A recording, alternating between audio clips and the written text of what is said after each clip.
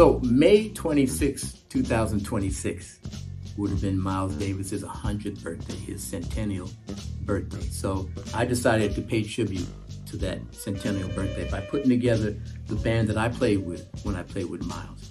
They call it the We Want Miles Band because that was one of the most well-known recordings that we've done.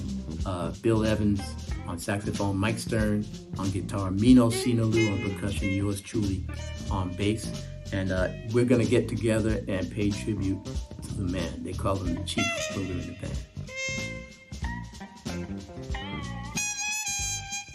As most people know, Miles was in retirement from like 1975 till he came back in 1981.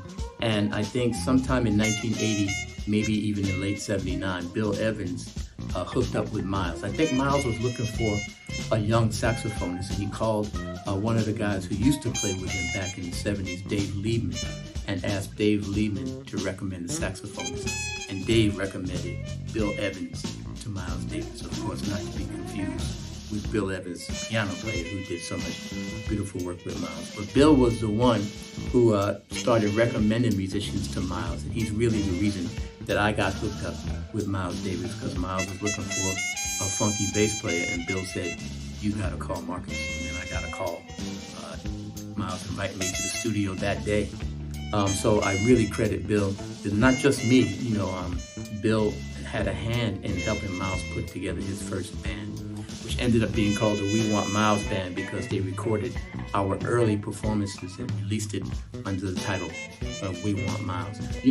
Russell Gunn, for me, is a great choice for this band, this reunion of the We Want Miles Band, because, a lot of trumpet players study Miles, of course. A lot of them have to make a decision of which Miles to study, because Miles had at least 4 different styles, in my opinion. He had his 50s style, he had his 60s style, he definitely had a 70s style, and then the 80s style. So a lot of trumpet players play in one of those styles, and they really kind of are affected and influenced by Miles.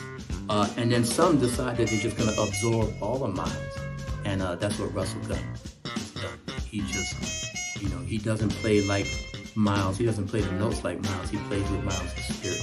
Now Mike Stern showed up at the studio. Miles invited him to the studio back in '81 when we were recording Man with the Horn. And Miles was instantly in love with this dude, his playing, his spirit. He would play bebop and then go into blues, rock. And Miles just got a kick out of it, man. And, he kept telling Mike, turn it up. When Mino showed up in the band, he was pretty fresh from Martinique. He hadn't been in the U.S. long. He was getting his English together, but I'm sure he didn't understand a lot of what people were saying, particularly what Miles was saying, because even if he spoke English fluently, sometimes you couldn't understand what Miles was saying. But Mino did a great job at just figuring it out by feeling things out, and he just slowly grew in confidence. His playing was, he already started from a great place, and now he's just a master. Now, Brett Williams, I got him from my band straight out of college. And, he knew all the music, he played all the music great. And within 2 years, he wasn't just playing the music, he was adding and sometimes leading the music. He's a tremendous musician. This guy had just really learned the language.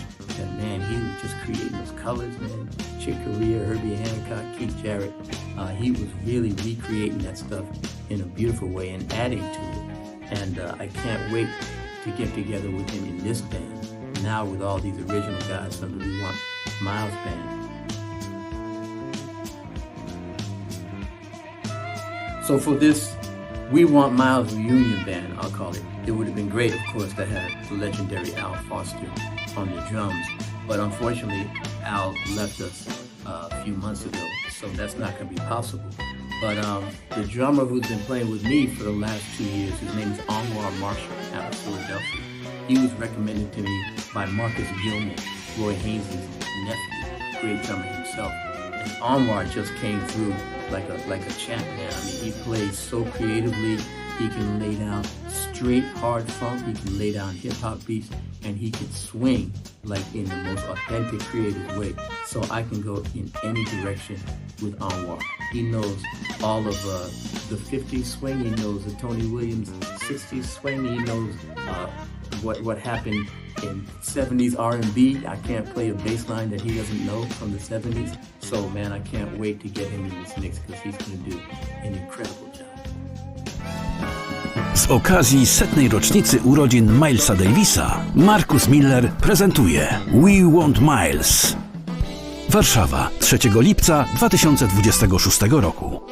Bilety na kultura i rozrywka.pl i eskander.pl.